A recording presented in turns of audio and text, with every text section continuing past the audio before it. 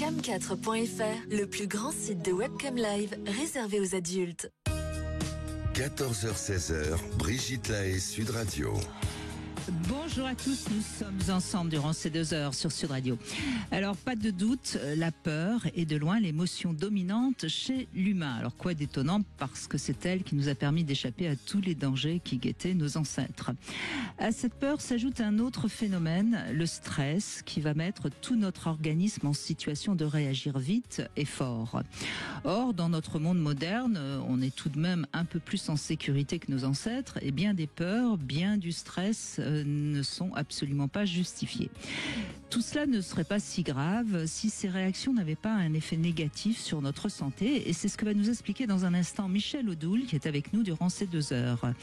Il pourra également vous donner de nombreux conseils pour que vous puissiez mieux réguler votre stress, parce qu'il y a quelque chose d'essentiel, c'est peut-être bien notre santé, ce bien précieux.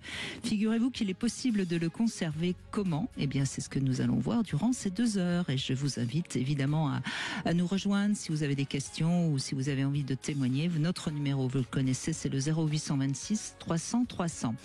En programme du jour, comme devise, je vous propose 3 monstres et 3 amis. En Love Conseil, on parlera de la danse, un préliminaire. En Sexo Conseil, on se posera la question: pourquoi faisons-nous l'amour ? Et notre débat du jour, bien respirer est le meilleur anti-stress. Oui ou non, on aura la réponse tout à l'heure. Michel Odoul, merci d'être avec nous. Merci à vous de m'inviter, Brigitte. Non, merci. Et félicitations, parce que j'ai le nouveau bébé de Michel Odoul entre les mains. Il sera en librairie le 30 octobre. C'est un livre que l'on connaît bien, hein. Dis-moi où tu as mal, je te dirai pourquoi, aux éditions Albin Michel. Mais là, c'est un objet précieux, j'ai envie de dire, puisque c'est un livre en l'honneur des 30 ans de ce livre.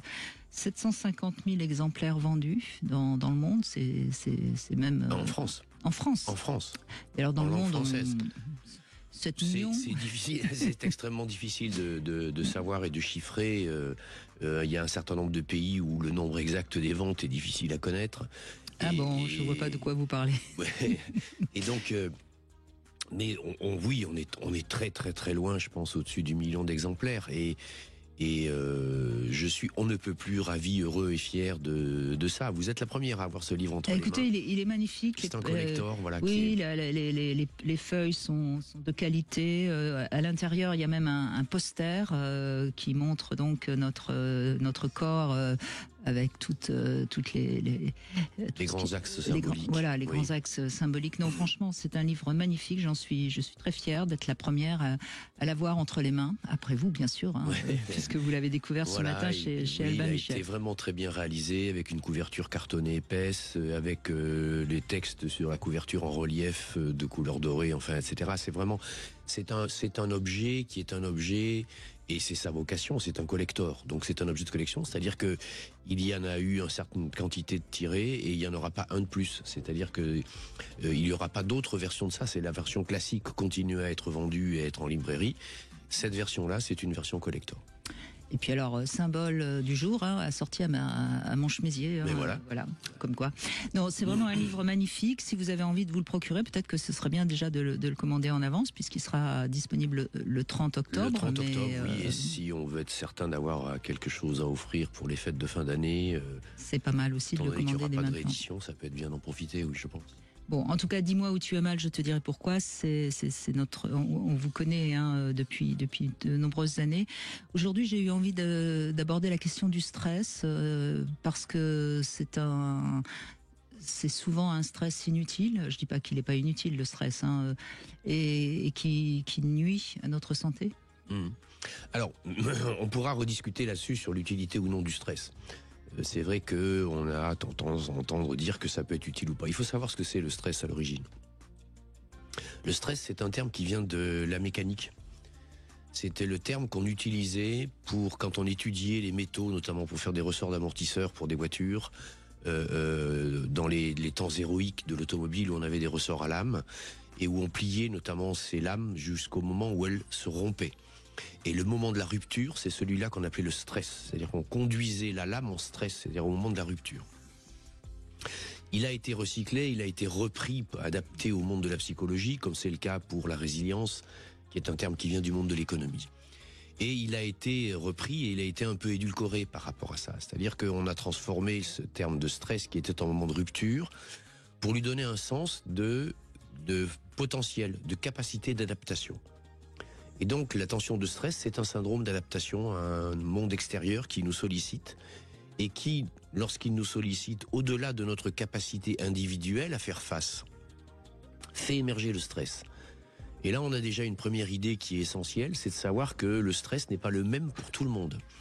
Nous n'avons pas les mêmes niveaux d'émergence du stress, nous n'avons pas les mêmes types de réactions au stress. La deuxième des choses qu'il faut voir, c'est que dans ce qui est le discours de la psychologie et surtout du monde de l'entreprise, on a vendu pendant des décennies, surtout pendant les années 80, mais ça continue à être dit, que le stress était nécessaire parce que c'était lui qui permettait de combattre, etc., etc. Ça n'est qu'en toute petite partie vrai, et on va voir pourquoi avec les mécanismes biologiques. Et j'ai toujours une image pour illustrer ça. Si vous lancez un chien enragé au derrière de quelqu'un, c'est vrai qu'il va courir plus vite qu'il n'a jamais couru. La question qu'il va falloir se poser, c'est combien de temps et dans quel état il sera quand il arrive à bon port. Il ne faut absolument pas confondre stress et motivation. Le stress, c'est la sollicitation qui engendre de la tension venant de l'externe. Et la motivation, c'est quelque chose qui génère de la tension, mais venant de l'interne.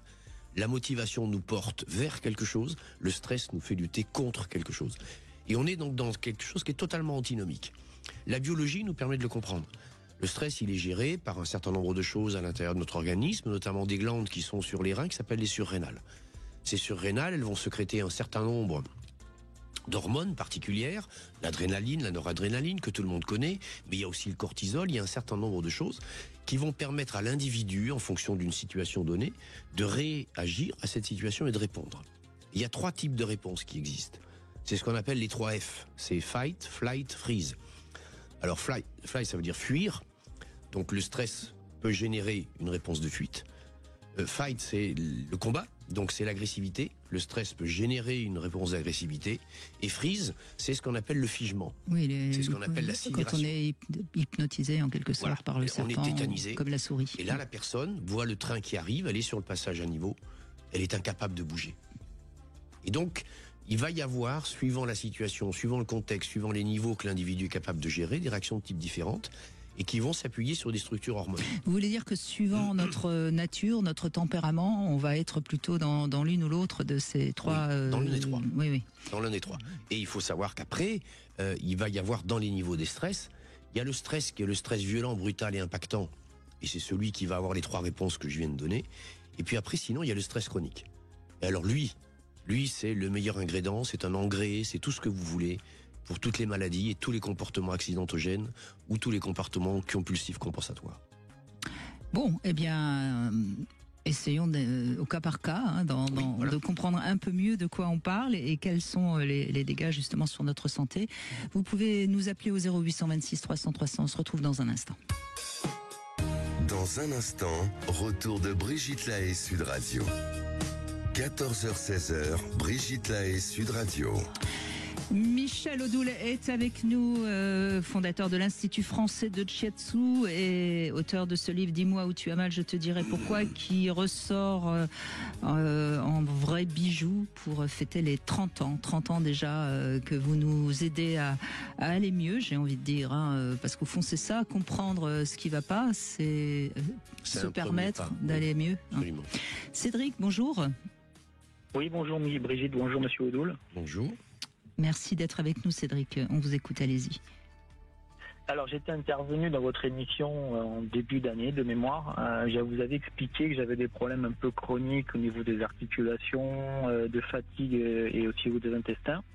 Et Monsieur Odoul m'avait conseillé à ce moment-là d'aller voir un praticien shiatsu, de faire un drainage hépatobiliaire. Oui. Vous m'aviez expliqué, Brigitte, plutôt d'aller voir un psychologue. Moi, ça, j'y reviendrai après. Et quand j'ai été voir effectivement ce praticien shiatsu, effectivement, il m'a confirmé un petit peu tout ce que Monsieur Odoul avait trouvé, notamment de la colère au niveau du foie. Alors moi, je vous avais pas dit d'aller plus tôt. Je vous avais dit sans doute d'aller aussi voir, hein, parce que ça m'étonnerait que j'aille. Non, vous avez confirmé qu'il fallait faire les deux. D'accord. C'est important de préciser. Exactement. Et donc ce praticien shiatsu m'avait expliqué un peu que nous sommes un peu comme une cocotte minute et que nous ingérons des émotions et parfois il est nécessaire un petit peu de faire évacuer toutes ces émotions qui sont ou négatives ou en trop plein pour pouvoir accéder au reste de nous-mêmes. Et donc à la suite de ça, j'ai effectivement vu des améliorations. Mon entourage a confirmé que j'avais moins d'énervement, ou j'étais plus cool, je sais pas si on peut dire ça comme ça. Il s'est avéré que pendant cette période-là, j'étais dans une relation non officielle avec quelqu'un depuis des années, qui me courait après, on va dire ça comme ça, et elle me demandait souvent pourquoi j'avais pas envie d'aller plus loin, et en fait je lui disais je ne sais pas, parce que je n'arrive pas à vraiment ressentir au fond de moi ce que je ressens. Et le fait d'avoir été voir ce praticien shiatsu et de lire le livre les 5 blessures qui empêchent d'être soi-même a fait que en fait j'ai ouvert ce barrage. De Lise Bourbeau, c'est ça, hein? Lise Bourbeau. Exactement. Lise Bourbeau, pardon, oui, excusez-moi. Oui, voilà. Et donc depuis j'ai accès à ces émotions et je me suis rendu compte qu'en fait j'étais éperdument amoureux de cette personne. Le problème c'est que entre le moment où je me suis rendu compte, elle a rencontré quelqu'un. Donc je sais que je suis très important pour elle, mais bon, la vie a fait que malheureusement mauvais timing. Et depuis, je fais ce que Brigitte vous m'aviez conseillé, effectivement, d'aller voir un psychologue. Et elle a trouvé chez moi ce qu'on appelle une blessure d'enfance. Et donc, c'est assez lié un petit peu à ce que disait M. Oudoul, avec des phases de stress, avec les fameux 3F, en fait, où je pense que j'ai un peu des 3. Et c'est vrai que c'est quelque chose qui, je conseille aux gens de ne pas attendre quand on est dans des phases dans sa vie où on ne comprend pas trop où on en est. D'essayer d'aller consulter, il n'y a pas de honte à aller voir un psychologue ou ce genre de choses pour éviter de perdre du temps et d'arriver à ce qui vient de m'arriver. Vous avez quel âge aujourd'hui, Cédric? Je vais avoir 40 ans. Ah bah voilà, c'est le moment de vous poser différemment, hein. C'est un âge crucial, hein, autour de 40 ans, hein, il y a beaucoup de choses qui se passent. 42 ans, c'est un défi uranien, comme on dit dans la symbolique astrologique occidentale. Et c'est vraiment un moment qui est un moment extrêmement important. C'est le moment de la maturité, c'est le moment des choix de vie importants. Et je pense que tout le grain que vous avez moulu avant, toutes les choses que vous avez comprises, sont des choses qui vont vous donner une assise, qui vont vous donner des fondations, qui permettront sans doute de constituer quelque chose de solide. Oui, parce que Cédric, encore une fois, vous avez loupé le coche, si je puis dire, avec cette femme qui finalement maintenant semble-t-il a rencontré quelqu'un d'autre, mais vous n'étiez peut-être pas prêt à assumer cette relation, et il faut comprendre pourquoi. Vous aviez peur, hein, j'imagine. Ce sont des peurs, hein, derrière qui vous ont empêché d'oser. Je sais pas, sincèrement, c'est un travail que je suis en train de faire et d'essayer de comprendre pourquoi dans des relations malsaines, on va dire comme ça, je n'ai pas de problématique particulière à m'investir d'un point de vue affectif, d'un point de vue émotionnel, etc. Et pourquoi avec cette personne-là, qui était une personne, pour moi une personne exceptionnelle, parce qu'elle est vraiment magnifique, c'est une très belle personne. Oui, elle était trop bien pour vous. C'est ça, c'est une problématique de valeur. Je ne sais pas. Je ne sais pas. Avec les personnes dans une relation malsaine, vous ne prenez aucun risque parce que vous savez que ça ne pourra pas durer. Alors qu'avec une personne pour qui vous avez cette admiration ou fascination, c'est quelque chose qui peut être tellement absorbant que ça peut donner un vertige, comme devant un trou noir ou un gouffre, parce qu'on pense ne pas être capable d'assumer et d'être à la hauteur dans cette relation. Voire même, parfois, on peut s'interroger au plus profond de soi-même en se demandant si on la mérite vraiment. C'est peut-être, oui, plutôt ça, la deuxième possibilité. Oui, je crois qu'il faut travailler votre estime de vous-même et votre confiance en vous, Exactement, Cédric. Oui. C'est ça que vous pouvez faire avec votre thérapeute. Et la quarantaine, c'est le bon âge. C'est vraiment un âge clé. Non, mais c'est un âge clé, très sérieusement. Très, très sérieusement. Vous savez, il y a des grands cycles dans la vie. 21 ans, c'est un âge très particulier. 42 ans, c'est très particulier. 63 aussi. 84 ans, c'est-à-dire qu'il y a des grandes cycliques comme ça qui sont extrêmement importantes pour la construction d'un individu.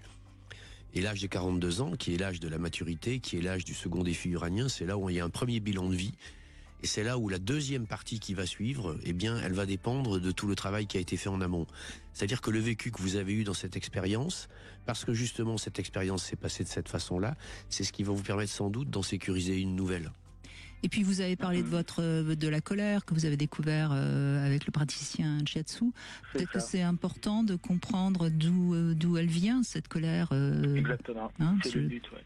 On Pour imagine. l'instant, je ne sais pas, on va voir plus tard, mais c'est vrai que quand il m'a dit ça, ça m'a assez étonné. Je ne comprends pas d'où vient. Enfin, je n'ai pas l'impression d'être quelqu'un de colérique, mais c'est vrai que depuis qu'il a ouvert un peu ces vannes-là, je me vois un petit peu faire un petit peu dans mon quotidien, et je vois qu'effectivement, des fois, j'ai tendance à peut-être m'énerver un petit peu.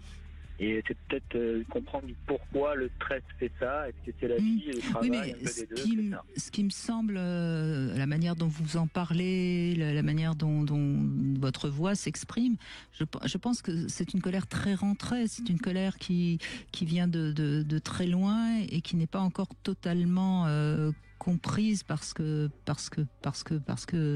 être vraiment... Oui, enfoui, parce que peut-être ce qui vous a mis tant en colère n'est peut-être pas encore complètement arrivé à la surface. Exactement ça. Il faut que je trouve d'où ça vient avec la thérapeute. Écrivez ce qui vous passe par la tête. Ou dessinez. Je viens d'écrire une dizaine de pages à ma compagne. C'est vrai que ça m'a fait beaucoup de bien. Je sais qu'elle a, apprécié les mots, même si c'est trop tard. Ça m'a fait beaucoup de bien en tout cas. C'est jamais trop tard, Cédric, parce que vous avez visiblement fait passer, sorti une émotion qu'on vient d'entendre, donc c'est jamais trop tard de toute façon. Vous savez, plus on est clair, plus on dit les choses aux autres, moins on a justement des choses à l'intérieur du corps qui vont nous faire du mal. Il faut sortir tout ça. Et vous pouvez trouver, il y a une façon très basique qui peut vous aider à identifier d'où peut venir cette colère. C'est essayer de vous remémorer ou d'observer au quotidien et en fonctionnement dans quelle situation elle émerge. Parce que les situations dans lesquelles elle émerge sont obligatoirement ce qu'on appelle un racket des moments où elle s'est construite. Et elle va toujours émerger dans des situations qui sont des situations redondantes, qui se ressemblent. Qui font écho. Je comprends mieux le travail de ma psychologue qui m'a demandé de faire un petit exercice à lui rendre, justement, où on me demande de noter un peu ces moments où j'ai ces émotions qui arrivent, voir la difficulté à les contrôler. Parce que ça fait écho à ce qui a, quand vous étiez enfant, sans doute, provoqué cette colère. Et puis, il y a une chose aussi que c'est un conseil que je donne de temps en temps, qui parfois nous permet d'éveiller un souvenir, c'est de regarder des photos de soi enfant. D'accord. Et peut-être que vous allez voir à quel moment vous avez un visage moins rayonnant, moins... Ça vous donnera des précisions aussi sur peut-être sur Alors moi j'avais évoqué avec ma psychologue justement elle m'a questionné, on a trouvé un passage pour elle, ça serait un passage dans ma vie où mes parents ont divorcé, il y a une séparation un peu compliquée, ce genre de choses, et où en fait elle m'a expliqué tu es devenu en fait le papa de la famille. Et du coup, tu n'as pas eu accès à ce que tu aurais dû avoir en tant qu'enfant comme insouciant. Cédric, ça n'a pas l'air de beaucoup vous parler, ce que vous venez de nous dire, donc c'est peut-être pas ça. Il faut toujours faire attention quand on vous donne des pistes. Moi aussi, ça m'arrive parfois de vous donner une piste. C'est des pistes. Si ça fait écho en vous, si vraiment ça vous bouleverse, c'est que c'est une bonne piste. Si c'est juste un truc intellectuellement que vous dites, tiens, pourquoi pas, c'est pas une bonne piste. D'accord ? Ça, c'est vraiment important pour quel que soit... Une situation comme ça peut générer aussi un sentiment de trahison et d'abandon. C'est-à-dire qu'en tant qu'enfant, on se dit qu'on n'était pas suffisamment aimé pour les maintenir ensemble. Par exemple. Et donc, il peut y avoir une culpabilité énorme qui est émergée à ce moment-là. Merci beaucoup, Cédric, en tout cas. Merci à vous et continuez. Vous êtes sur le chemin, comme on dit. On se retrouve dans un instant avec le Love Conseil. On va parler de la danse. 14h-16h, Brigitte Lahaie, Sud Radio. Brigitte Lahaie, Sud Radio, Le Love Ça Conseil. sera novembre. Hein. Michel Odoul est avec nous. Et vous êtes fondateur de l'Institut français de Shiatsu et auteur de 10 mois où tu as mal, je te dirai pourquoi. Le Love Conseil, on va danser la danse, un préliminaire sexuel. En fait, prendre des cours de danse, c'est une bonne manière d'améliorer sa technique sexuelle parce que le sexe, bon, c'est quand même quelque chose qui est en rapport avec le corps, hein, Michel Odoul, vous êtes d'accord? A priori, oui. Et la danse, c'est donner de la liberté à son corps, c'est donner de la sensualité à son corps. Et en fait, si vous observez quelqu'un qui est en train de danser même tout seul sur une piste, on peut avoir quelques indications sur sa manière de faire l'amour. Et en général, les mauvais danseurs sont de piètres amants. Alors, même si vous êtes un peu inhibé, je vous invite à danser seul sur des musiques qui vous plaisent afin de libérer notamment le bassin, apprendre à bouger en musique, être réceptif au rythme et se laisser guider, de préférence même en fermant les yeux. Et puis, n'ayez pas peur du ridicule puisqu'il n'y a personne qui vous regarde.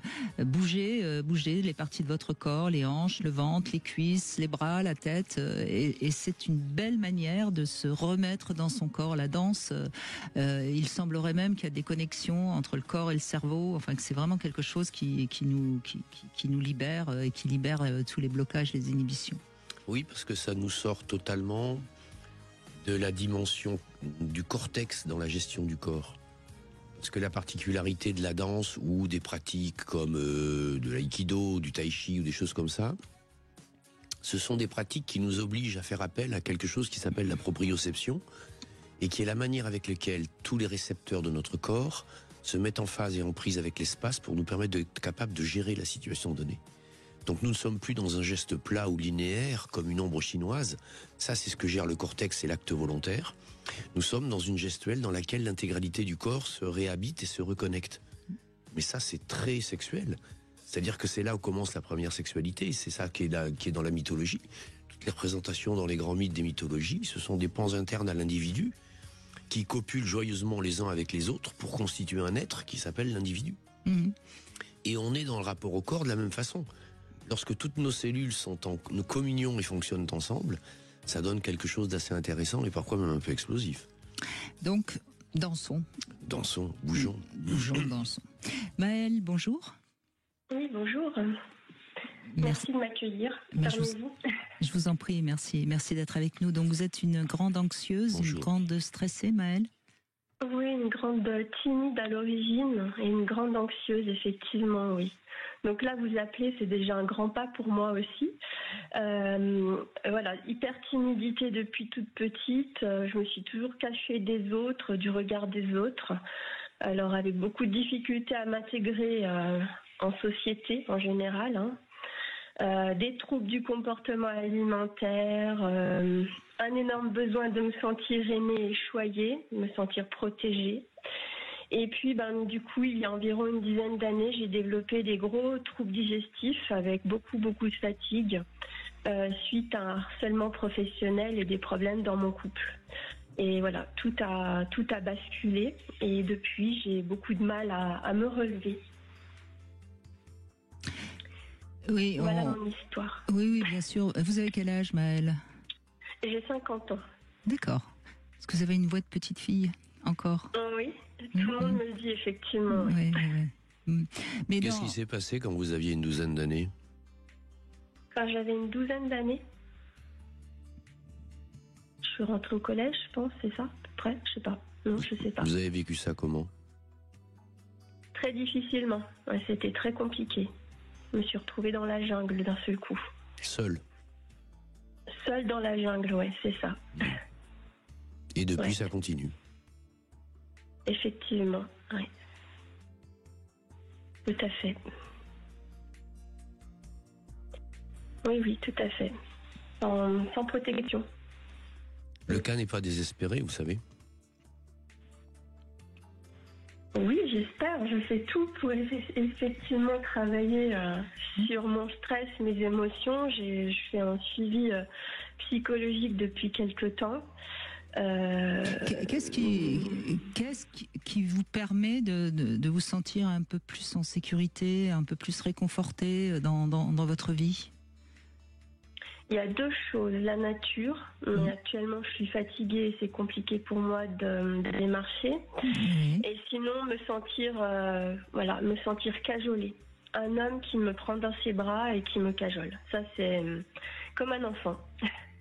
Ouais. Comme un enfant, hein, c'est ce qu'on entend bien. Il y a un temps de croissance qui a besoin de se terminer, bien sûr. Oui. On a l'impression en effet que vous n'avez pas réussi à devenir une femme, hein, que vous êtes restée la petite fille. Et en même temps, vous avez donné les deux clés qui sont celles qui vont pouvoir vous aider. Un, le rapport au corps. Donc il faut vous faire accompagner par une technique corporelle. Et deux, ce qu'est le rapport à la nature, c'est-à-dire une technique corporelle naturelle, c'est-à-dire qui vous permettent de vous réconcilier avec des cycles internes, qui sont ceux qui vont petit à petit reconstituer une image qui a été lézardée et qui a été délabrée à un certain âge de votre vie. Sinon, vous êtes en péril et vous êtes en risque, parce que vous allez de toute façon être obligé sans arrêt de chercher quelque chose qui soit vous permette de vous cacher derrière quelqu'un, soit vous cacher derrière quelque chose, et ce sont les compulsions que vous exprimiez tout à l'heure. Parce qu'à travers les compulsions, on cherche à remplir un vide. Tout à fait, oui. Vous voyez, Maëlle, ce que j'ai envie de vous dire, c'est qu'on voit bien que vous n'avez pas pu vous construire en tant que femme. Et là, évidemment, on pense à votre mère. Quelle image vous avez eue de votre mère? Qu'est-ce qui fait que vous n'avez pas su vous construire comme elle ou contre elle, hein? Parce qu'on sait très bien qu'on peut aussi se construire en opposition à sa propre mère. C'est tout le travail actuel, effectivement, en psychologie. Que j'ai pas voulu voir tout ça pendant longtemps, parce que c'est compliqué, parce que quelque part, elle n'est pas non plus horrible, entre guillemets. Mais effectivement, en petite enfance, elle était un petit peu heurtante, enfin, peut-être un peu trop heurtante pour moi, qui était peut-être un peu plus sensible que la moyenne. Et elle n'a effectivement pas su me sécuriser. Ouais, voilà. Et donc, votre père l'a fait? Mon père était très aimant. En fait, dans le couple de mes parents, mon père était un peu la mère et ma mère était le père. Vous voyez qu'il va falloir tourner cette page-là parce que vous recherchez le même type d'homme. Tout à fait. J'en ai conscience. Oui, on pourrait dire comme ça, de manière très très simpliste, que c'est un Oedipe qui a été inversé quelque part. Mais ce que je crois qui est vraiment important, Maëlle, c'est d'apprendre à déjà vous sécuriser à l'intérieur de vous. Et alors vous dites que dans la nature vous vous sentez en sécurité. Donc moi j'ai envie de vous dire, visualisez que vous êtes un arbre avec des racines profondes et des branches qui montent jusqu'au ciel. Enfin, vous voyez, essayez à l'intérieur de vous de trouver quelque chose qui vous donne un petit peu plus de sécurité. Oui, tout à fait. Ouais. Vous êtes dans quelle région? Je suis en Rhône-Alpes. Essayez de trouver un praticien shiatsu qui connaisse bien l'énergétique. Vous pouvez éventuellement aller en chercher un sur le site de mon institut qui est fait aussi de la psycho-énergétique. Parce qu'en énergétique, il y a deux énergies fondamentales dont vous avez besoin. Ça ne veut pas dire que vous ne les avez pas, mais vous ne savez pas vous en servir.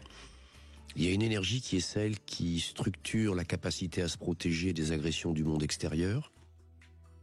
Et il y a un type d'énergie qui permet d'aller à la rencontre de ce qui est à l'intérieur de nous. Vous avez, vous, la sensation, l'impression, l'interprétation, le fantasme ou la croyance qu'il n'y a rien à l'intérieur de vous. Absolument. Qu'il y a une vacuité qui a besoin d'être remplie, et vous attendez que ce soit l'extérieur qui le fasse. Ça, c'est méconnaître complètement la force qui est à l'intérieur de vous, et donc vous en avez aujourd'hui une preuve, parce que dans le personnage que vous décrivez, vous avez quand même quelqu'un qui a osé téléphoner ici et qui est en train de nous parler. Il y a donc tous les leviers, tous les vecteurs pour que vous puissiez quitter cette manière avec laquelle vous vous observez et vous vous voyez, parce que c'est un prisme déformant qui a été construit à un âge de votre vie où vous avez vécu des blessures. Il faut comprendre, Maëlle, quand très jeune, hein, et je pense que vous étiez vraiment très très jeune. On se sent, enfin, on peut pas être avec des repères d'adultes qui nous consolident, qui nous sécurisent. Ça crée une sorte de vide abyssal. Et je pense que c'est ce que parfois vous devez ressentir. Oui. Et je crois que dans ces cas-là, moi, je vous conseille de respirer. Et quand vous respirez, obligatoirement, vous allez vous recentrer sur l'intérieur, à l'intérieur de votre corps. Vous voyez ce que je veux dire? Oui, et chaque respiration, vous pouvez dire je en inspirant, suis en expirant. Si vous faites ça régulièrement, vous allez voir que vous allez commencer à vous sentir déjà un petit peu plus ancré en vous. Et si vous pouvez le faire dans la nature, faites-le en plus dans la nature. Hein. Il y a une technique thérapeutique qui s'appelle la sylvithérapie, que les Japonais connaissent bien, et qui est la manière avec laquelle on reconstitue un certain nombre de choses à l'intérieur de soi, en allant se promener dans la nature, dans les forêts, près des arbres, et bien sûr, en se servant de la respiration. D'accord. Je vais me pencher sur tout ça. En fait, quand vous parlez des deux piliers, le premier pilier non plus, hein, il n'est pas intégré. Je ne me sens pas du tout protégée des autres, en fait. Hein. Mais vous vous êtes senti accueilli et protégé par nous parce que votre voix déjà a pris un tout petit peu d'épaisseur. Donc, gardez cet échange très fort en vous et ça va vous aider. Je vous remercie beaucoup en tout cas. Merci beaucoup. Non, c'est nous. Merci de votre confiance. Merci. Au revoir. Très bonne journée. Au revoir. Au revoir. Fais une petite pause. On se retrouve dans un instant sur Sud Radio au 0826 300 300. À tout de suite. Dans un instant, retour de Brigitte Lahaie Sud Radio. Cam4.fr, le plus grand site de webcam live réservé aux adultes. 14h-16h, Brigitte Lahaie Sud Radio. Avec Michel Odoul, nous sommes aujourd'hui en train de mettre des mots sur les mots du corps et on continue avec Sophie. Bonjour Sophie. Bonjour Brigitte, bonjour Michel. Bonjour. Alors pour ma part, je voulais avoir un retour, enfin vos avis à tous les deux et notamment à celui de Michel si c'est possible. Par rapport à des tendinites que j'ai depuis des années, qui sont probablement liées, enfin, je ne sais pas exactement à quoi, mais peut-être à des périodes de stress ou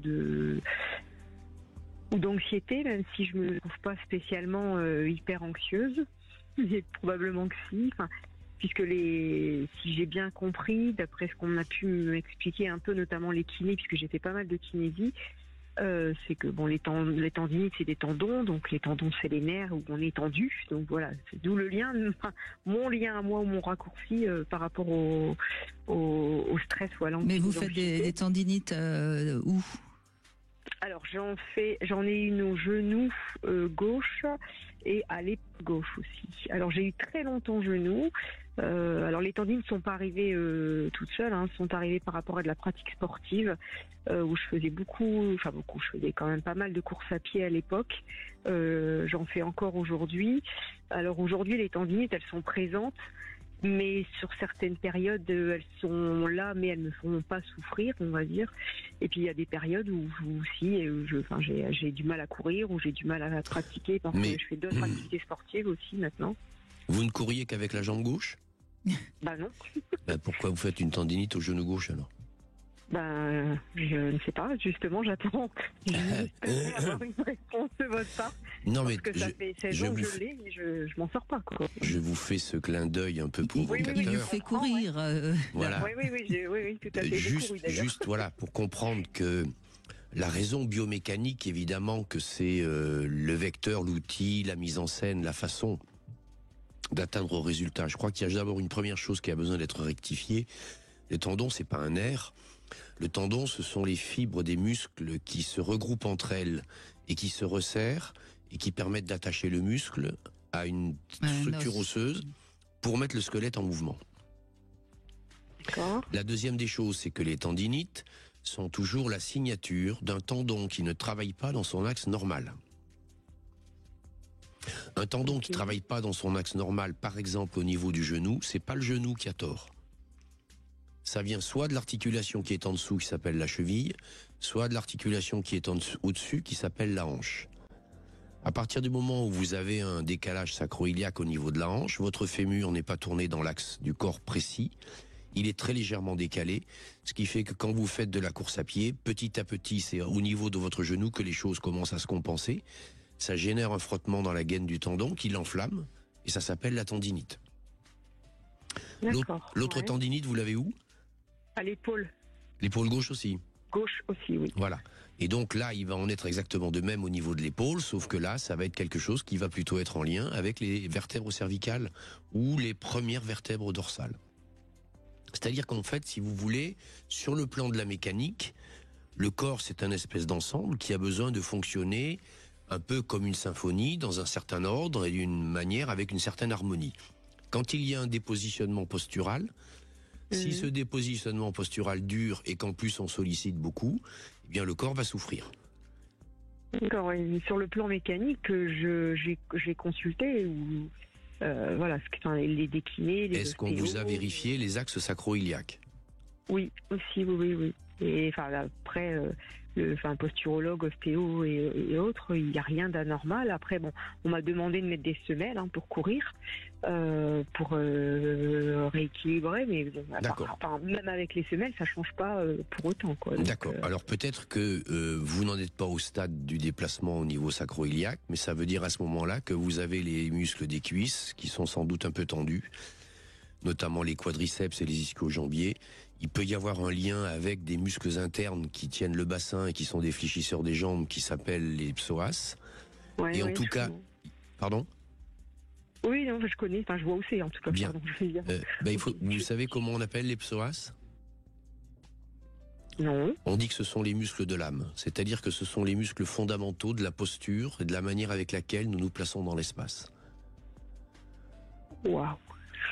À partir du moment où, quelle que soit la raison, nous avons un placement dans l'espace qui est la conséquence d'une vision de soi, d'une perception de soi dans ce qu'est l'espace relationnel et le monde qui est tensionnel, on va avoir un déséquilibre dans le postural et dans la gestuelle et les mouvements. Ça vous apparaît quand vous courez, et c'est latéralisé du côté gauche. Le côté gauche est représentatif du masculin. Et quand vous courez, eh bien, ça veut dire que vous courez, c'est-à-dire que vous êtes pressé, il y a une urgence, vous voulez aller vite, vous voulez essayer de rattraper quelque chose. L'articulation du genou, c'est une articulation qui est celle qui symbolise la capacité à accepter des vécus qui ont existé. La hanche, c'est celle qui est porteuse des symboliques d'abandon et de trahison. Et l'épaule, c'est l'articulation qui est représentative des contraintes et des empêchements à être ou à vivre qu'on reçoit du monde extérieur. Vous mettez tout ça dans un shaker, vous secouez, ça va vous donner peut-être une espèce de piste autour de l'idée que peut-être bien qu'une structure masculine, une image projetée du père, voire le père lui-même, ont dans votre vie été peut-être un peu castrateurs, contraignants ou obligeants, et vous ont, comment on va dire ça, transmis des niveaux internes et inconscients d'exigence qui vous font courir sans arrêt. Ah mais carrément, c'est exactement ça. J'avais jamais, oui, effectivement. Vous avez bien fait d'appeler, Sophie. Ça va vous permettre de vous poser un peu, de digérer, et puis de faire en fonction. Maintenant, cela dit, déjà un peu de repos aussi, parce que quand on a une tendinite, c'est pas nécessaire d'aller courir avec. Voilà. J'irai voir aussi un praticien shiatsu.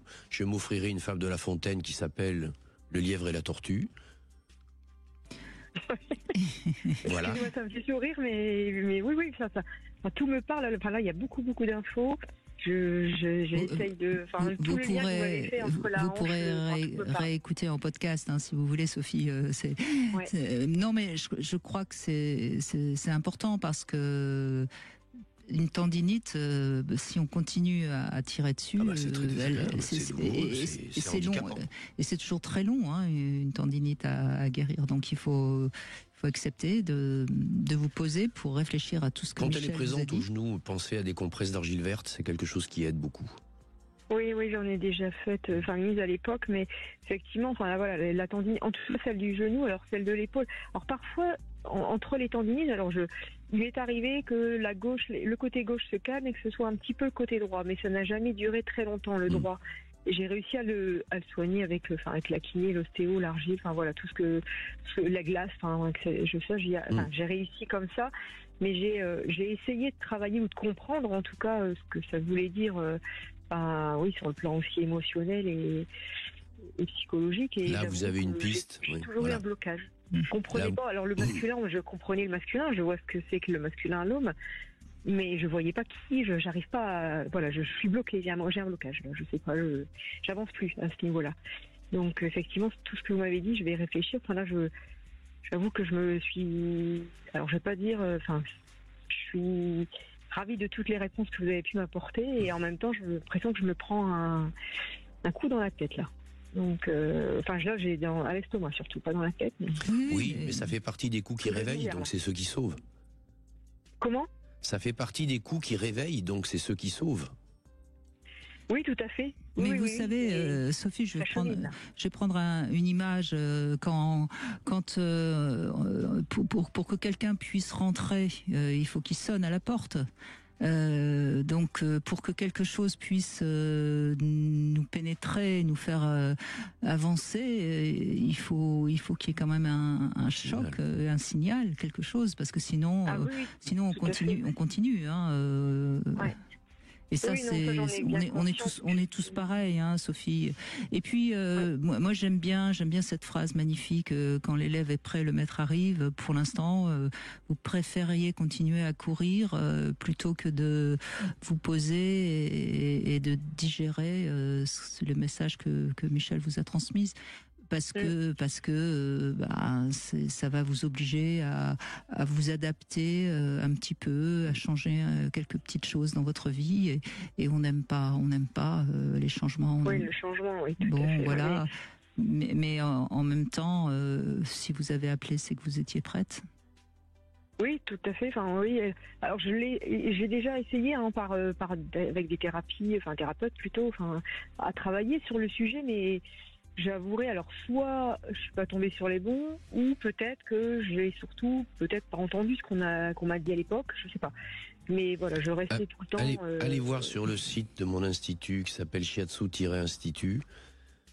Vous regardez si dans votre région vous trouvez un praticien Shiatsu qui est aussi diplômé en psycho-énergétique. D'accord, oui, parce que ça m'intéresse bien d'avoir quelqu'un Lui, il accompagnera le travail corporel. Donc le relâchement des tensions musculaires, articulaires, etc., par des techniques d'acupression sur des points d'acupuncture, mais surtout et aussi pendant la phase d'entretien par la conduite vers le sens de ce qui peut émerger derrière. Oui, parce que j'aime bien comprendre et si j'ai pas le sens, moi j'avance pas. Je suis un peu, j'ai besoin de comprendre. Oui. Mais je vais regarder effectivement, mais là, si aujourd'hui, je pense que c'est le jour où on est venu sonner. Alors, si j'ai bien compris. Je vais ouvrir la porte. Oui, je crois que ça y est. Grande même. Très grande même, oui. Et puis après, vous pourrez courir ou marcher tranquillement. Merci beaucoup, Sophie. En tout cas, merci de votre message et de votre témoignage. Oui, je crois que, encore une fois, moi, je voulais juste signaler qu'il y a toutes sortes de kinés, d'ostéos, de médecins. Il y a pas à juger. Et il y a des personnes qui sont plus dans le fait d'avoir envie de mettre du sens, d'autres pas. Et puis voilà tout. Et puis, on est tous parfois à mettre du temps à comprendre quelque chose parce qu'on n'est pas tout à fait prêt. Et c'est très humain. Il n'y a pas, encore une fois, là non plus. Il n'y a pas à juger. Michel Odoul, on va laisser la place aux infos, puis après les infos, on va décoder cette petite devise. Nous avons tous 3 monstres et 3 amis. Qu'est-ce que ça veut dire ? Eh bien, on aura la réponse. Et si vous avez envie, vous aussi, d'ouvrir la porte, vous pouvez nous appeler sur Sud Radio 0826 300 300. On se retrouve dans un instant. –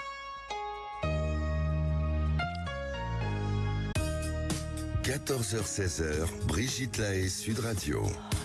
Nous continuons à évoquer la peur, le stress, qui sont des ennemis de notre santé, avec Michel Odoul, avec qui nous fêtons les 30 ans de 10 mois où tu as mal. Je te dirai pourquoi, avec la sortie de ce livre collector qui est magnifique et qui sera dans toutes les librairies à partir du 30 octobre. Oui. Mais en limité, hein, donc édition limitée, édition, oui, merci. qui ne sera pas et voilà, réédité. donc si vous avez envie d'avoir ce magnifique livre, eh bien je vous conseille peut-être déjà de le commander en amont. Voilà.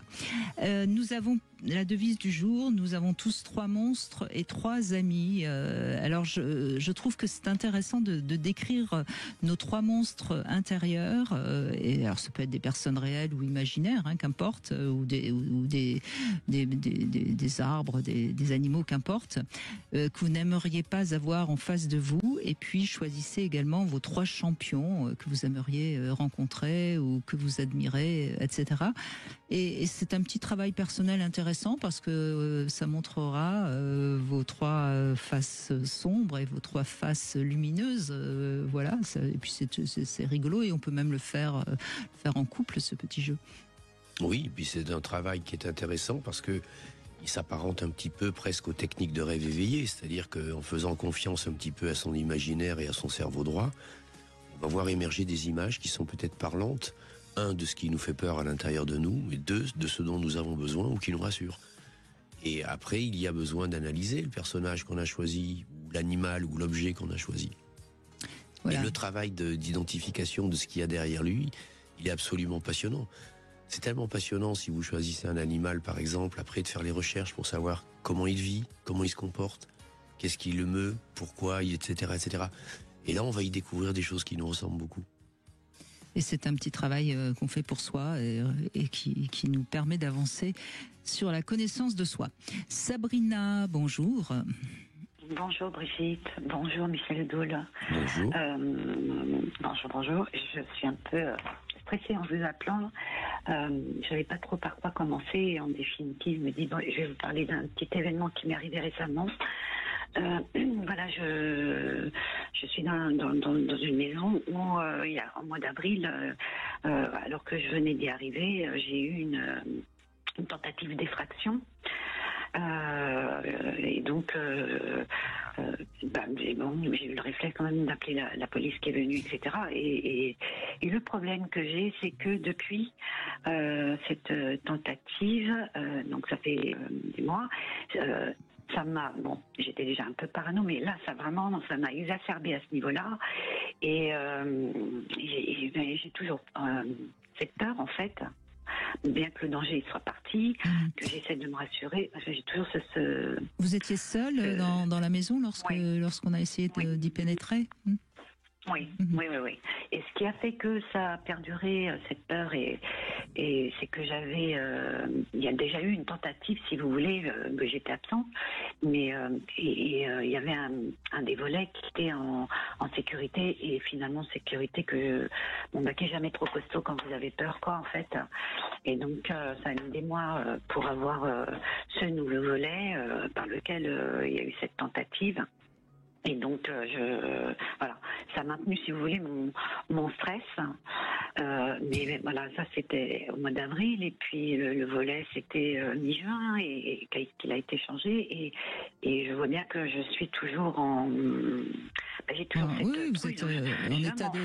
vous êtes en état traumatique, Sabrina, mais en même temps, oui, on peut comprendre que ça ait créé quelque chose, enfin que ce soit un traumatisme pour vous. Après, on n'est pas égaux, comme le disait tout à l'heure Michel Odoul, face à ce qui nous arrive. Hein.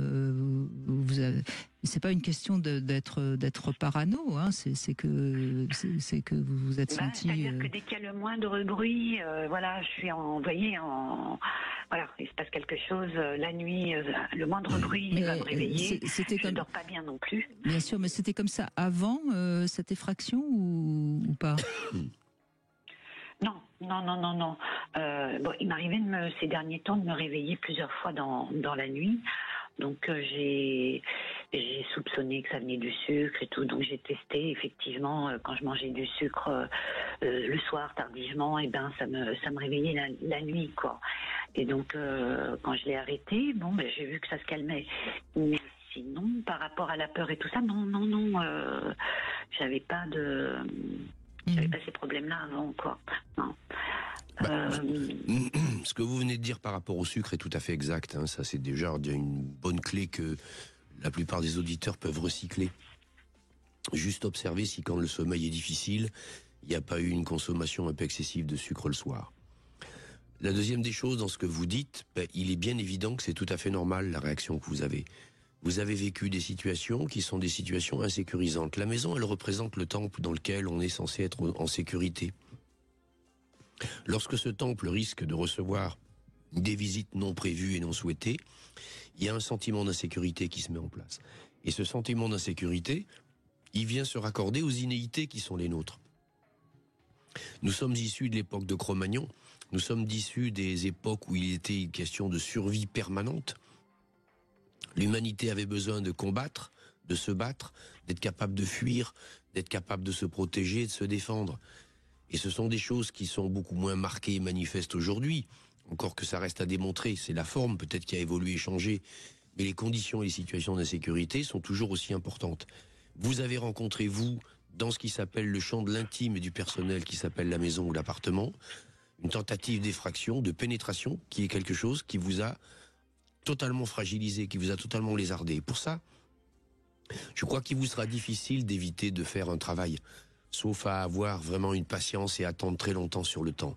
Vous avez besoin de vous faire accompagner par quelqu'un, par un psychologue analytique, un psychanalyste, un psychothérapeute, quelqu'un qui vous... Peut-être même simplement de l'EMDR qui permet... L'EMDR, parce que quand c'est un traumatisme conscient et récent et qui peut être nommé, ça peut aussi vous aider à évacuer ça.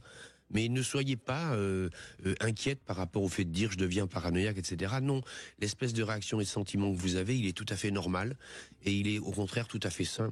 Ce sont les innéités de survie de l'être humain, de l'humanité, des mammifères, de tous les animaux qui ont eu à se battre d'une certaine façon, qui ont réémergé, qui ont été réveillés, si j'ose dire, par ce vécu qui a été le vôtre. Et parfois c'est difficile de faire seul. Et peut-être, peut-être en attendant, faites appel à une société, mettez une alarme où vous pourrez plus facilement déclencher, que vous pourrez plus facilement déclencher si besoin pour vous sécuriser un tout petit peu.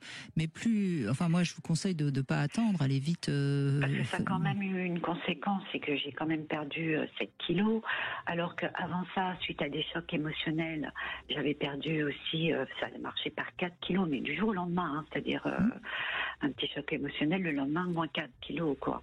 Et donc là, par contre, des fois, j'arrivais à reprendre, j'avais réussi à reprendre. Non mais Sabrina, et là, vous avez besoin de vous faire aider, il faut le faire, ouais. Et vous allez retrouver votre autonomie. Là, vous avez peur. Parce qu'à nouveau, vos pertes de poids ne sont pas du tout anormales. Des pertes de poids aussi rapides, ça ne peut être qu'une perte hydrique. C'est-à-dire que vous avez éliminé de l'eau qui était présente dans le corps. Or, ça, c'est la charge des reins. C'est toute ma masse musculaire que j'ai perdue. Mais non, c'est pas la masse musculaire en elle-même que vous avez répondu, c'est le caractère gonflé ou édématisé de cela. Vous pouvez pas perdre de la masse de chair 4 kilos en un jour. Ça n'existe pas. La seule façon avec laquelle vous pouvez perdre ça, par exemple sur le plan thérapeutique, c'est si on vous fait prendre des diurétiques. Vous allez éliminer une très grosse quantité d'eau et à partir de ce moment-là, vous allez perdre le poids. Que ça ait diminué le diamètre ou la circonférence de vos bras ou de vos jambes, etc., bien sûr, mais ça c'est parce que les tissus étaient œdématisés. Donc il y a vraiment là quelque chose qui est très en prise avec la question des peurs. Les peurs et les stress sont gérés par les reins. C'est les reins dans le corps qui vont permettre de stocker, de gérer les excès ou les insuffisances hydriques. Et ça vous explique les pertes de poids que vous avez eues, qui ne sont pas du tout anormales, surtout si après, avec le temps et quand les choses se calment, vous reprenez petit à petit ce poids. Ah oui, moi j'ai déjà eu l'expérience, c'est vrai ce que vous dites, par rapport au rein. J'ai déjà été opérée du rein à cause du stress en fait. C'est comme ça que j'ai découvert que j'avais un 3e rein et c'est un calcul finalement à cause du stress qui bouchait l'uréter. Bon, en tout cas, Sabrina, ne restez pas comme ça, c'est normal. Il n'y a pas à vous inquiéter, mais faites-vous aider et puis vous allez retrouver tranquillement votre sérénité. En tout cas, on vous le souhaite. On fait une petite pause, on se retrouve dans un instant sur Sud Radio. Réagissez et participez à l'émission au 0826 300 300. Brigitte Lahaie, Sud Radio. 14h-16h, Brigitte Lahaie, Sud Radio. Michel Audoulet est avec nous et il nous revient avec son livre « Dis-moi où tu as mal, je te dirai pourquoi » en version améliorée pour fêter ses 30 ans. Déjà 30 ans que ce livre est sorti. 750 000 exemplaires vendus en France. Bravo. C'est ce qu'on appelle un véritable succès et une véritable reconnaissance. Et nous sommes ravis de vous avoir avec nous très régulièrement dans cette émission. Et Nathalie est ravie de pouvoir vous poser des questions. Bonjour Nathalie. Bonjour Brigitte, bonjour Michel, ravie d'être avec vous à l'antenne. Je vous appelle Michel pour que vous m'aidiez à éclaircir ce qui n'est pas clair en moi. À chaque fois, alors je vais peut-être remonter, faire la genèse un petit peu, je remonte un petit peu en arrière. Il y a une vingtaine d'années, j'ai eu un accident de moto avec une double fracture ouverte côté droit. Et depuis donc la broche passe par le genou. Voilà, on ouvre à cet endroit-là, donc il y a une cicatrice au niveau du genou et c'était le fémur. Ce genou, c'est du fémur et péroné. Oui, c'est ça, d'accord. Les deux, oui. Et de temps en temps, ce genou fait parler de lui, notamment, alors comme une des précédentes auditrices, je pratique la course à pied, je suis marathonienne et je n'ai jamais fait un marathon sans douleur. C'est-à-dire que dès que je prépare ou quand je suis en préparation, la première fois c'était ce genou. 15 ans après, même la cicatrice s'est réouverte. Elle s'est mise à pas s'infecter, mais ça s'est réouvert. Il y a eu une petite plaie, étonnamment. Il y avait une tendinite. La fois d'après, c'était un pied, toujours à droite. Une fracture de fatigue à droite.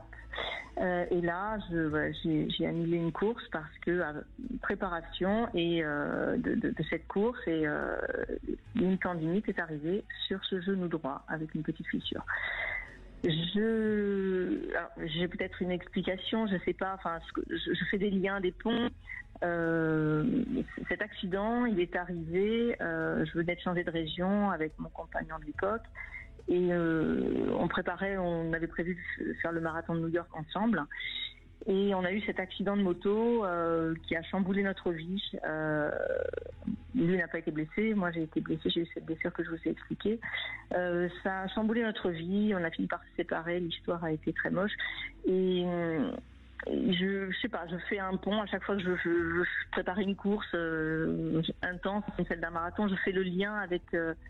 Il s'est passé à cette époque. Je pense que voilà, inconsciemment, il y a quelque chose qui se rejoue, mais j'arrive pas à savoir pourquoi. Il y a une cicatrice qui se réouvre. La première fois, elle s'est réouverte une fois. Je vous parlais pas du corps. Premier marathon. Non, c'était symbolique. Je ne vous parlais pas du corps. C'est-à-dire À chaque fois que vous recourez ou faites de l'effort, il y a peut-être une cicatrice qui se réouvre. Ouais, vous avez quand même la première fois. Oui, mais ouais. Nathalie, la première fois, vous pensiez faire la course avec lui. Non, on était déjà séparés. Non, avant l'accident. La première fois, oui, avant l'accident, oui. Et du coup, vous continuez seul à faire ces courses, et peut-être qu'à chaque fois, vous vous obligez à le faire seul, avec peut-être inconsciemment quelque chose qui se rouvre. Parce que il y a plusieurs choses dans le circonstanciel que vous donnez. Il y a à nouveau donc ce qui est la question mécanique, le fémur, le péroné, le genou.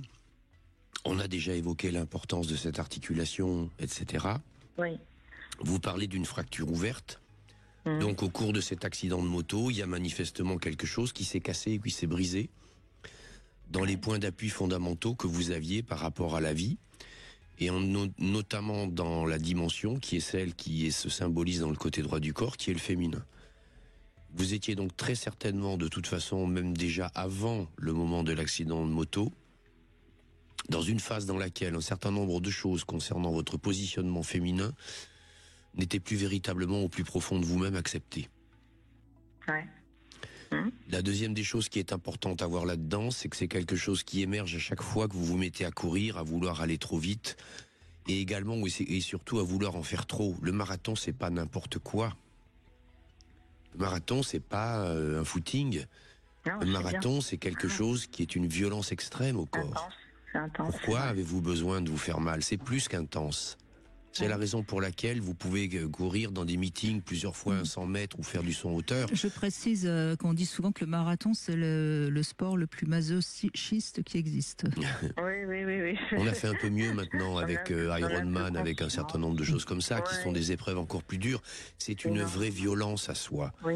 C'est une violence à soi dans laquelle il faut essayer de réfléchir et de se poser la question notamment de quoi on a besoin et qu'est-ce qu'on a besoin de se prouver. Pourquoi a-t-on besoin de se violenter, de se mettre ainsi en tension? Pourquoi a-t-on besoin de faire venir autant de testostérone? Est-ce que vous avez vraiment l'impression que c'est quelque chose qui est très en prise avec ce côté droit du corps qui symbolise le féminin et la féminité? Quel a été le vécu, qu'a été le vôtre? Qu'est-ce qui s'est brisé? Qu'est-ce qui s'est même brisé d'ailleurs justement avant cet accident de moto? C'est-à-dire vous deviez aller à New York, il y avait un certain nombre de projets, sans doute que votre couple tenait à travers un projet commun. Mais est-ce que l'émergence de l'accident moto n'a pas fait apparaître une vacuité dans la relation qui a conduit au reste?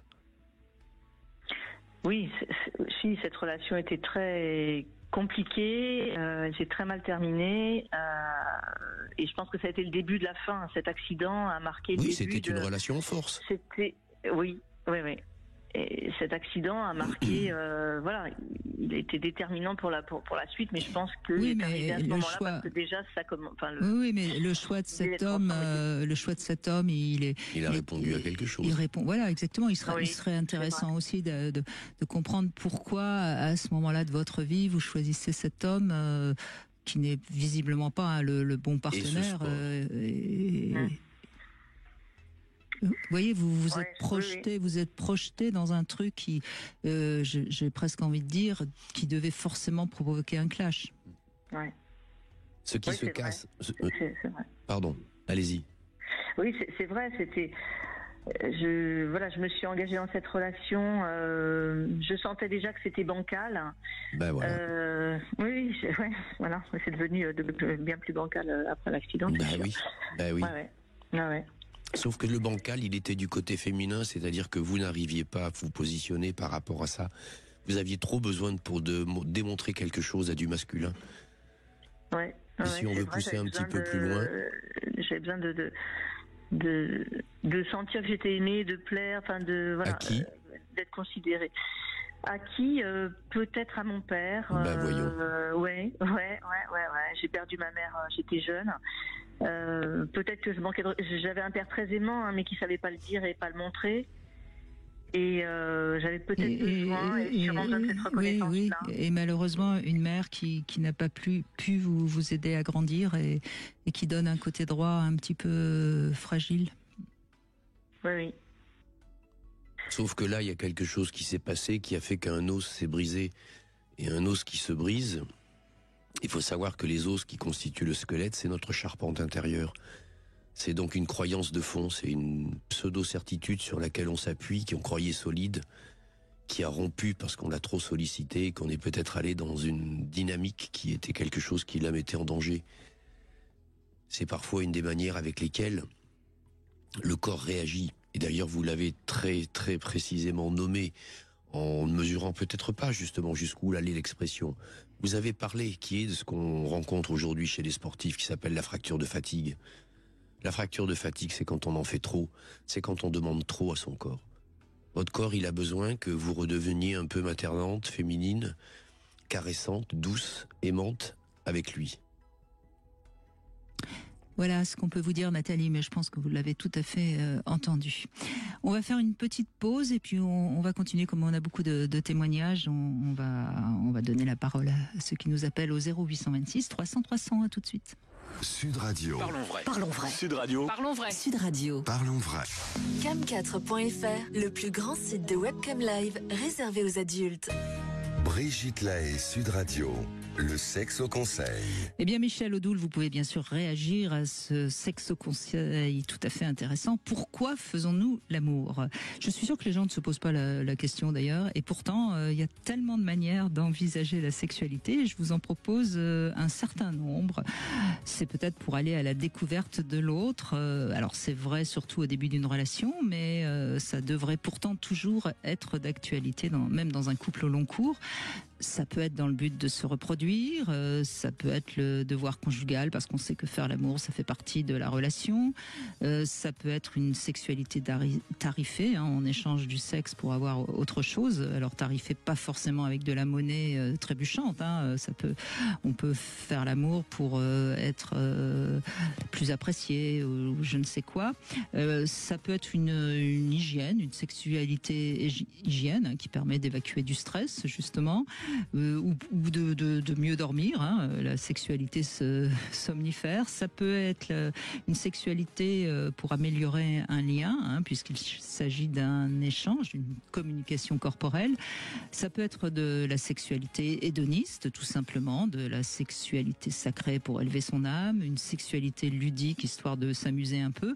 Bref, j'en oublie certainement, hein, mais on voit bien que faire l'amour, ça peut être tellement de choses derrière ça, et parfois c'est peut-être bien de se poser un tout petit peu la question, non?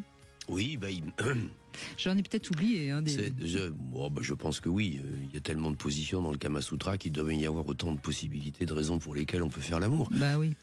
Je pense qu'on peut se laisser profondément inspirer par les bonobos. Ils ont totalement compris ça et ils règlent toutes les relations et les situations de cette façon-là, et pourquoi pas. Le problème, c'est que dans les codes de nos sociétés, c'est pas quelque chose qui est facile à mettre en place et qui est simple. Et que donc se poser la question... Ça s'arrange pas, hein. Voilà. Mais ce qui est intéressant dans ce que vous dites, c'est que de se poser la question va éviter les fausses attentes. Donc ça, c'est vraiment quelque chose qui est important, parce que c'est souvent là qu'il y a des problèmes et qu'il y a des hiatus derrière. D'accord. On fait pas. Si on fait l'amour pour obtenir quelque chose, autant le dire clairement avant. Sinon, voilà, on risque de se sentir abusé. Voilà. N'est-ce pas? Abusé ou au contraire attaché, etc., etc. Oui, voilà. On continue avec Mika qui est avec nous. Bonjour Mika. Oui, bonjour Brigitte et bonjour Michel. Bonjour. Bonjour. Je vous appelle pour vous poser une question. Fin juillet, j'ai eu une relation qui a engendré un chlamydia et qui a fait donc une infection sur le testicule gauche.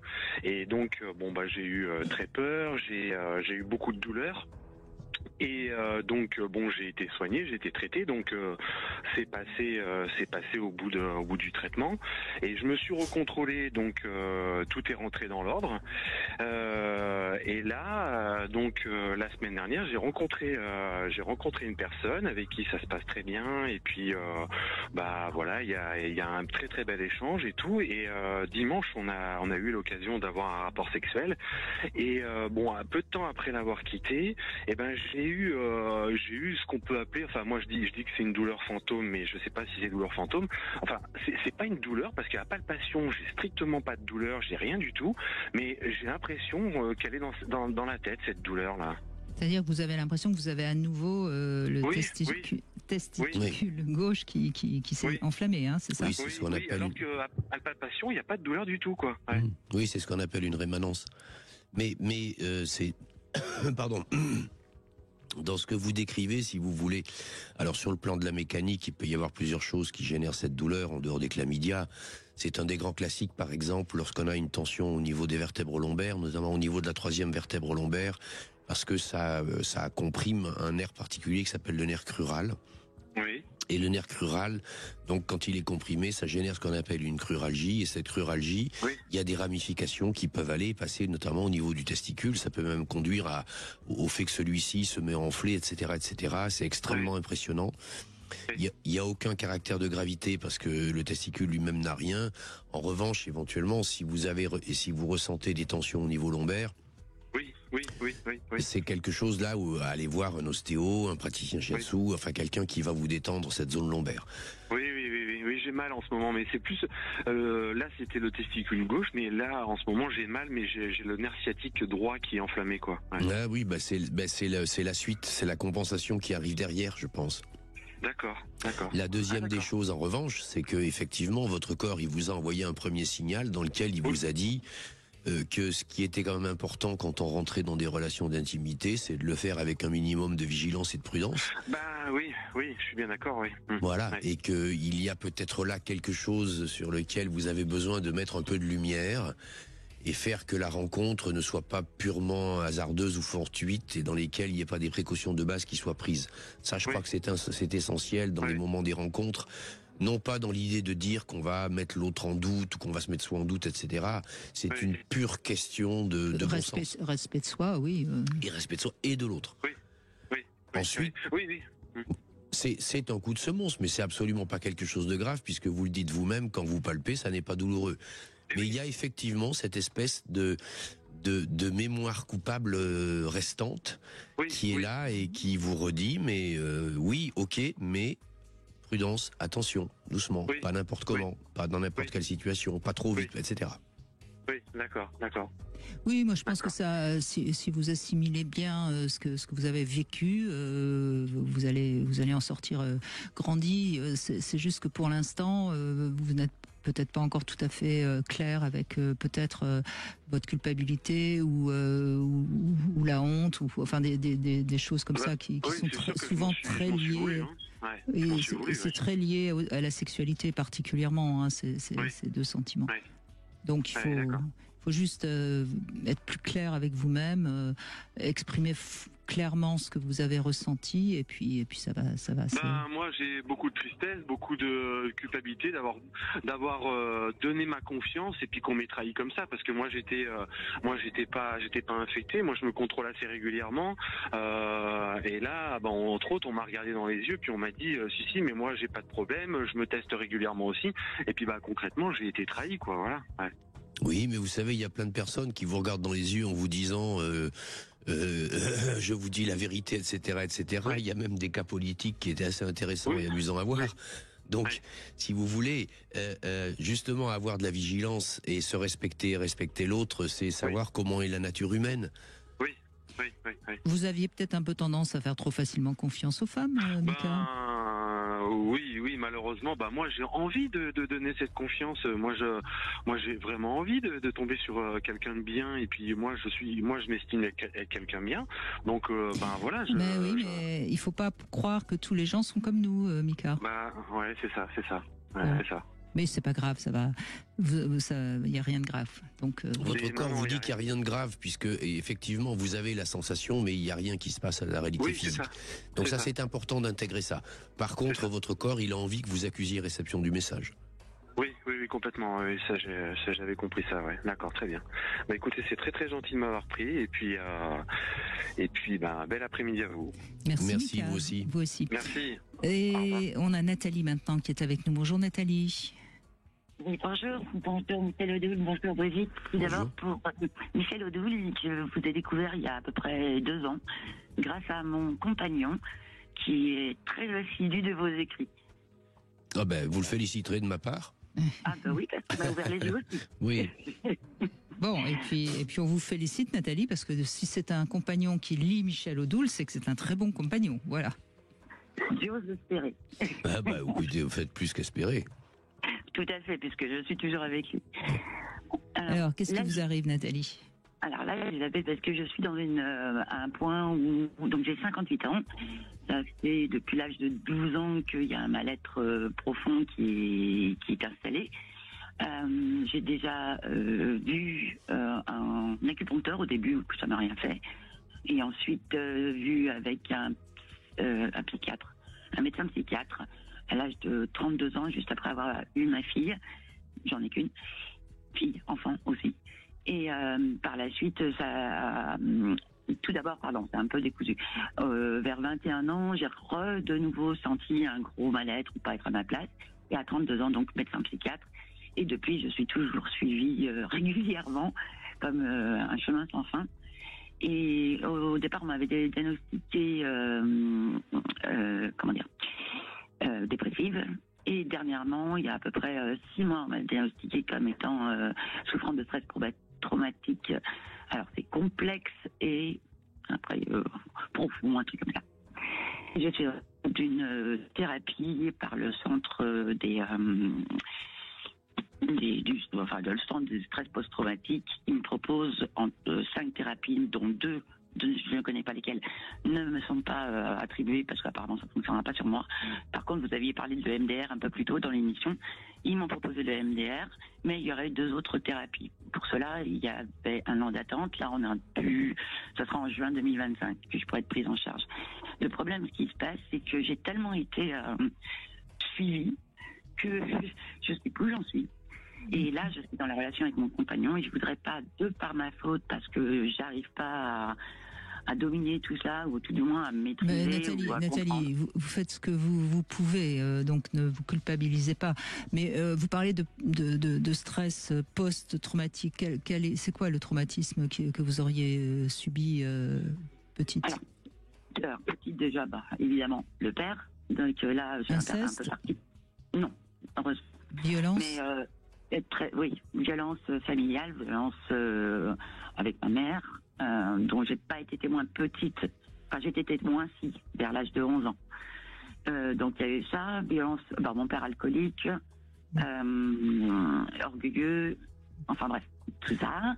Et après, j'ai fait les mauvais choix en tombant sur des hommes une personne de nouveau violente à l'âge de 20 ans. Bien sûr. Et vous êtes, vous suivez un traitement de médicaments depuis, oui. Depuis, c'est ça. Oui, je crois que, à part le lithium, je crois que j'ai avalé toutes sortes d'antidépresseurs et anxiolytiques. Alors, Nathalie, je vais laisser Michel Ledoul bien sûr vous répondre. Oui. Les médicaments sont utiles, il n'y a aucun doute là-dessus quand on a des problèmes notamment de dépression forte, etc. Mais ça n'empêche pas parallèlement, en effet, de travailler sur soi, pour justement retrouver son âme et son énergie. Donc, les deux sont nécessaires. Oui. Un médecin psychiatre, il a comme mallette d'outils thérapeutiques des médicaments et donc il est quelqu'un qui prescrit. Il a une capacité, une connaissance qui lui permet de poser des diagnostics qui vont lui permettre d'adapter le type de molécules qui peuvent éventuellement vous aider. Oui, ça c'est purement scientifique, ça, du coup, c'est purement mécanique. Voilà. En ce qui concerne, oui, mais ça a le mérite parfois d'exister.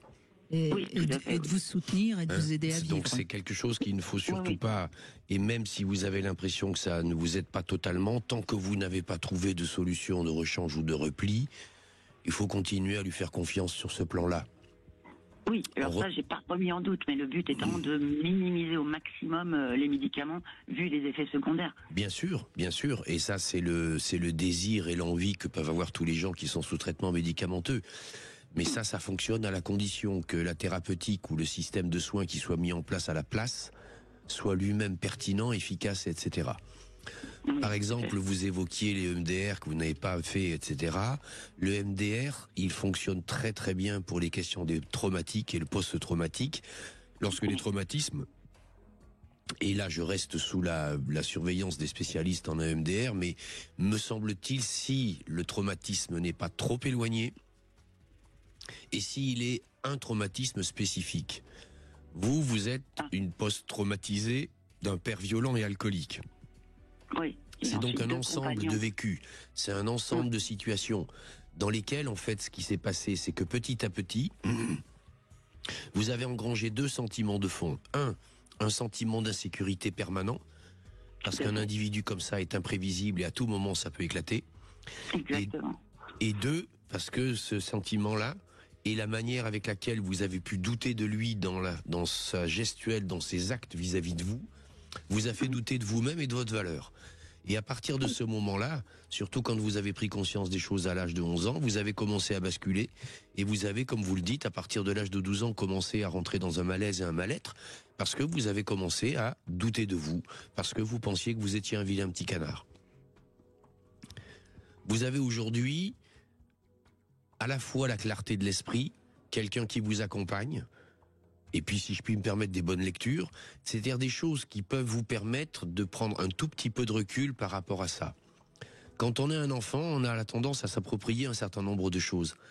Mais il faut surtout à aucun moment, à aucun titre et pour aucune raison s'approprier une culpabilité qui ne nous appartient pas. Ce qu'a été votre père, ce qu'a été ses relations avec votre mère, ce qu'a été votre enfance, c'est pas de votre faute. Il faut donc pas que vous fassiez de ça quelque chose qui fait qu'aujourd'hui, vous continuez à porter une charge qui n'est pas la vôtre et qui ne vous appartient pas et dont la seule efficacité, c'est de vous maintenir sous le boisseau, de continuer à vous faire douter de vous et de vous faire glisser doucement vers le bas. Donc là, oui, faites-vous aider, cherchez un praticien, un psychothérapeute peut-être dans des approches plutôt un peu plus courtes. Faites énormément confiance à votre compagnon et peut-être bien que là, vous commencerez à avoir des éclaircies. Voilà, Nathalie, ce qu'on peut vous dire, peut-être une thérapie qui englobe aussi le corporel, hein, oui. Comme la sophro ou peut-être. Oui, oui. On fait une petite pause et puis nous allons conclure avec Katia également qui nous a rejoint. Dans un instant, retour de Brigitte Lahaie, Sud Radio. Cam4.fr, le plus grand site de webcam live réservé aux adultes. 14h-16h, Brigitte Lahaie, Sud Radio. Et nous allons conclure. Michel Odoul est toujours avec nous. Je crois que durant ces 2 heures, on a donné beaucoup d'informations et on ne peut qu'aider les gens à être bien avec eux-mêmes. Et parfois, il faut prendre ce que nous envoie le corps comme des messages et en faire quelque chose plutôt que de se plaindre. Hein. C'est peut-être ce que vous essayez toujours de nous transmettre dans vos livres et notamment dans 10 mois où tu as mal, je te dirai pourquoi. Oui, le corps, ça peut sembler déroutant ou étonnant quand il nous fait mal. C'est toujours un allié. Voilà, et dans ce livre qui donc vient de sortir pour les 30 ans de 10 mois où tu as mal, je te dirai pourquoi, j'ai hâte de lire l'avant-propos, donc préambule, entre la douleur et la souffrance. Hein, c'est un sujet qui me passionne beaucoup. Oui. J'ai tenu à apporter dans l'introduction de ce livre un texte d'une 20aine de pages sur ce qu'est la douleur et souvent ce avec quoi on la confond, qui s'appelle la souffrance, et qui est souvent à l'origine de la douleur elle-même. Et ça, c'est vraiment quelque chose qui est assez important d'être capable de le faire en termes de différence. Oui, en 2 mots, une douleur, c'est quelque chose que le corps transmet et qui est physique, un signal et qu'il faut entendre. La souffrance, c'est quelque chose de plus psychologique et qu'on entretient, si je puis dire, la douleur. Katia, bonjour.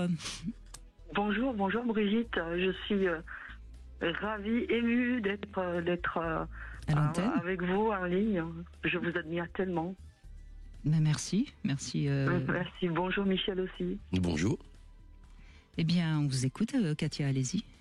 Alors, depuis quelques années, un peu moins de 2 ans maintenant, je ressens une douleur à l'intérieur de la colonne vertébrale, entre la T7 et T8, et depuis quelques années, je suis à mon compte. Et là, je suis vraiment partie il y a moins de 2 ans, vraiment toute seule en indépendante. Et je me suis réveillée en pleine nuit et avec cette douleur à ce niveau-là, qui aujourd'hui s'atténue parce que je me suis remis au sport, je suis accompagnée par un kinésio, je fais régulièrement des massages. Par contre, elle est tout le temps, elle est silencieuse, quoi. Elle est moins tenace. Vous sentez qu'elle n'a pas totalement disparu, qu'elle reste... Exactement. Et je suis allée voir une rhumatologue qui m'a fait faire un IRM et qui a nommé ça comme une hernie intraspongieuse. Et ce terme me fait un petit peu peur et voilà, ça me fait bizarre. Moi, je crois toujours à ce que j'ai une santé de fer, que j'ai un dynamisme formidable et mais vous l'avez. C'est déjà pour ça que vous avez mal. D'accord. Il faut savoir que la maladie ou la souffrance, etc., c'est un très gros consommateur d'énergie. Donc, il faut beaucoup d'énergie. Ça ne veut pas dire pour autant que ça soit bien comme il faut et que ça soit agréable et que ce soit confortable, etc. Votre corps, là aussi, vous nomme très précisément les choses. Il n'y a pas de caractère de gravité extrême, a priori, de toute façon, sinon la rhumatologue, elle vous aurait déjà donné un certain nombre de conseils, voire elle aurait fait faire des examens supplémentaires. Elle a nommé une piste pour la question de la douleur. Ce qui sera important sur le plan de la mécanique, c'est que vous alliez faire valider ça par un ostéopathe professionnel ou par un chiropracteur professionnel. éviter les manipulations brutales, mais il y a des techniques de travail qui se font en douceur et qui permettent de remettre des subluxations vertébrales, parce que je pense que ça, c'est arrivé. Et les subluxations vertébrales, elles vont arriver par ce qu'on appelle un faux mouvement, ou elles vont arriver par une chute, par un choc. Elles peuvent arriver aussi par une mauvaise position. Ce qui est intéressant dans ce que vous nommez, ce sont les deux vertèbres dorsales, ou vous appelez thoraciques, quand vous dites T. Ce sont les deux vertèbres qui sont concernées. Ces vertèbres sont les vertèbres qui sont en lien avec les énergies et les vecteurs symboliques qui concernent deux questions fondamentales majeures, qui sont 1, quelle est ma place, et 2, ma capacité à faire la part des choses. Or, c'est apparu dans un moment où vous avez pris un risque majeur, puisque vous vous êtes mis à votre compte, c'est-à-dire que vous avez décidé d'affronter le monde seul. Et bien sûr que ça génère, ça, une attitude, une tension, qui notamment sur le plan postural conduit l'individu à prendre une espèce de posture de dos un peu rond, comme une posture de boxeur, pour faire face aux difficultés du monde. Et Dieu sait si se mettre à son compte aujourd'hui n'est pas simple. Sauf que cette position de boxeur avec le buste et la poitrine légèrement rentrée, eh bien ça génère petit à petit un glissement au niveau dorsal. Et donc l'ensemble de la mécanique, elle est là, elle est mise en place, mais votre corps vous dit clairement ce qui se passe. D'accord. Donc tout va bien, Katia, tout va bien. Alors dites-le, Brigitte, j'adore vous entendre. Pour moi, oui, tout va bien. Par contre, que c'est pas facile, quoi, que c'est pas facile tous les jours. Eh ben voilà, c'est exactement ça. Eh ben oui. Et il faut faire la part des choses là-dessus. Prenez un peu plus soin de vous et ça passera mieux. Arrêtez de penser que vous auriez pas dû. Ah ça, jamais. Jamais. Mais par contre, c'est pas facile d'être toute seule et c'est sûr. Ouais, de la faire fructifier cette entreprise. Mais bien sûr. Sauf que vous avez démontré quelque chose de fondamental. Vous avez démontré une énergie, une puissance incroyable. Parce que la plupart du temps, les individus croient que la place, c'est quelque chose qu'on vous donne. Et vous avez parfaitement compris que la place, c'est quelque chose qu'on prend. Perdez pas ça de vue. Ah oui, merci, tout à fait. Oui.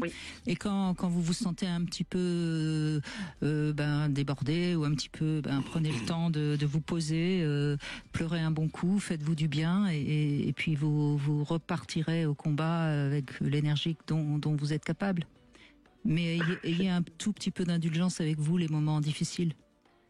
Il faut être indulgent avec soi-même, surtout quand on est comme vous une battante.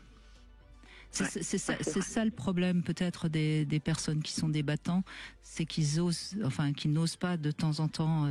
Surtout dans le monde qu'est le nôtre aujourd'hui, c'est compliqué de partir seul comme ça à l'aventure. Oui, donc vous avez le droit de temps en temps de vous câliner. Est-ce que vous aimez lire ? Alors, j'adorais, mais là, j'arrive pas à trouver le temps. J'adorais, j'ai lu vos livres, mais surtout, je lisais beaucoup de romans. C'était pas pour ça. Non, c'était juste pour vous conseiller la lecture d'un petit livre qui fait une petite centaine de pages, même pas, mais qui est particulièrement intéressant, qui s'appelle Jonathan Livingstone, Le Goéland. Oui, absolument. C'est un très joli livre. Surtout pour les gens qui se lancent seuls à l'aventure. N'est-ce pas ? Absolument. Je l'avais lu il y a longtemps, mais c'est vrai que c'était magnifique.